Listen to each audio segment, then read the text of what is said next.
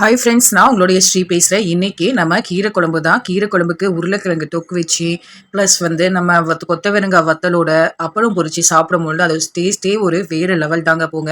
இந்த ரெசிபி நம்ம எப்படி செய்யலான்னு வாங்க பார்க்கலாம். இந்த கீரை ரொம்பவே ஹெல்த்தியானதும் கூட. நம்ம புளிச்சக்கீரை ஒரு கட்டு, அரைக்கீரை ஒரு கட்டு, சிறுகீரை ஒரு கட்டு நம்ம எடுத்திருக்கோம். நல்லா கட் பண்ணி நம்மளை க்ளீன் பண்ணி நம்ம சுத்தமாக வாஷ் பண்ணி 3 டைம்ஸ் மண்ணெல்லாம் போகிறது அளவுக்கு எடுத்து வச்சுருக்கோம். இந்த கீரையில் வந்து நம்ம தக்காளி ஒரு 4 கட் பண்ணி போட்டிருக்கலாம். பூண்டு வந்து ஒரு முழு பூண்டு, வெங்காயம் ஒரு வெங்காயம் நல்லா கட் பண்ணி போட்டுக்கலாம். பச்சை மிளகாய் ஒரு 6 பச்சை மிளகாய் நம்ம கட் பண்ணி இந்த மாதிரி போட்டுடலாம். கல்லுப்பு தேவைக்கு நம்ம போட்டுக்கலாம். கீரை வேகிறதுக்கு தேவையான தண்ணி வந்து நம்ம ஊற்றிக்கலாம். ஒரு கால்வாசி இந்த கீரை வேகிற அளவுக்கு தண்ணி இருந்தால் போதும். பாருங்க, நல்லா குக்கரில் நல்லா வேக வச்சாச்சு. நான் குக்கர் மூடிலாம் போடல, நார்மலாகவே நான் வேக வச்சிருக்கேன். பாருங்க, இப்போ நான் நல்லா கடைஞ்சி எடுத்தாச்சு அந்த கீரையை. இப்போ அதை தாளிச்சிடலாம் வாங்க. ஒரு கடாய் நல்லா சூடானதுக்கு அப்புறம் ஒரு குழம்பு கரண்டி அளவுக்கு எண்ணெய் ஊற்றிக்கலாம். நல்லா சூடானதுக்கு அப்புறம் ஒரு ஸ்பூனு கடுகு உளுத்தம் பருப்பு ஆட் பண்ணிடலாம்.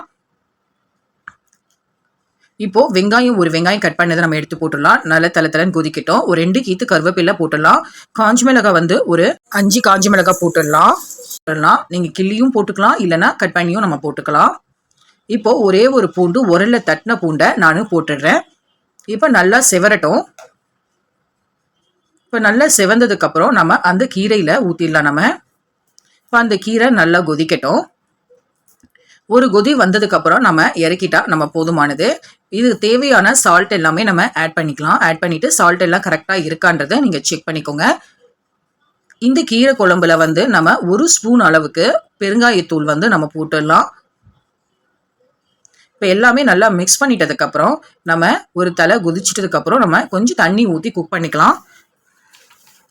இந்த புளிச்சக்கீரை வந்து பார்த்தீங்கன்னா நம்மளுடைய கல்லீரல் பாதுகாப்புக்கு ரொம்பவே ஹெல்ப்ஃபுல்லாக இருக்குது. பாடியில் இருக்க ஹீட்டை குறைக்குது, கல்லீரலில் இருக்க கெட்ட கொழுப்பை குறைக்குது, கல்லீரலில் இருக்க நச்சுக்களை நீக்குது. இந்த புளிச்சக்கீரை கொலஸ்ட்ரால் அளவை குறைக்குது, ரத்த அழுத்தத்தை குறைக்குது, பார்வைத்திறன் அதிகமாக ஆகிறதுக்கு ரொம்பவே ஹெல்ப்ஃபுல்லாக இருக்குது. விட்டமின் ஏ இருக்கிறதுனால இது நைட்டு நேரத்தில் சிலத்தும் பார்வை குறைவாக இருக்கிறவங்களையும் அதையும் நமக்கு தடுக்குது.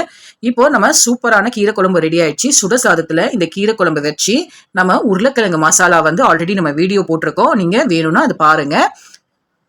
இப்போ நம்ம கொத்தவரங்காய் வத்தலோட சைடிஷ் வச்சு நம்ம சாப்பிட்டோம்னா சூப்பராக இருக்கும் அந்த ரெசிபி. உண்மையிலே நாங்கள் ரொம்பவே என்ஜாய் பண்ணி சாப்பிட்ட ரெசிபி. நீங்கள் வீட்டில் ட்ரை பண்ணிட்டு சொல்லுங்கள். இந்த ரெசிபி உங்களுக்கு பிடிச்சுன்னா நம்ம சேனலை ஷேர் பண்ணுங்கள், கமெண்ட் பண்ணுங்கள், சப்ஸ்கிரைப் பண்ணிடுங்க. நம்ம வேறொரு வீடியோவில் சந்திக்கலாம். பாய். ஷேர் பண்ணுங்க, கமெண்ட் பண்ணுங்க. நம்ம சேனல்ல மறக்காம சப்ஸ்கிரைப் பண்ணுங்க. பாய்.